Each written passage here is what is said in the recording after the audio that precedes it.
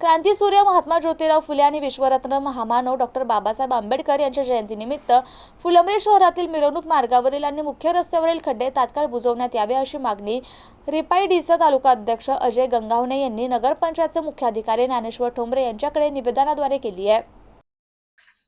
दिलेल्या निवेदनात म्हटलंय की क्रांतीसूर्य महात्मा ज्योतिराव फुले आणि विश्वरत्न महामानव डॉक्टर बाबासाहेब आंबेडकर यांच्या जयंतीनिमित्त फुलंब्री शहरात दरवर्षी मोठ्या उत्साहात विविध कार्यक्रम आणि भव्य मिरवणुका काढण्यात येतात। या मिरवणुकीत शहरातील हजारो नागरिक सहभागी होत असतात। मात्र मिरवणुकीचे मुख्य मार्ग असलेले नगरपंचायत मागे रस्ता, भाजी मंडई ते सावता मंदिर, फत्ते मैदान ते बाजार गल्ली ते जामा मस्जिद ते डॉक्टर बाबासाहेब आंबेडकर यांचे स्मारक मागील रस्ता या सर्व रस्त्यांवर सध्या मोठ्या प्रमाणात खड्डे पडलेत। यामुळे नागरिकांना मोठ्या अडचणींचा सामना करावा लागत असून मिरवणुकी दरम्यान अपघात होण्याची शक्यता नाकारता येत नाही।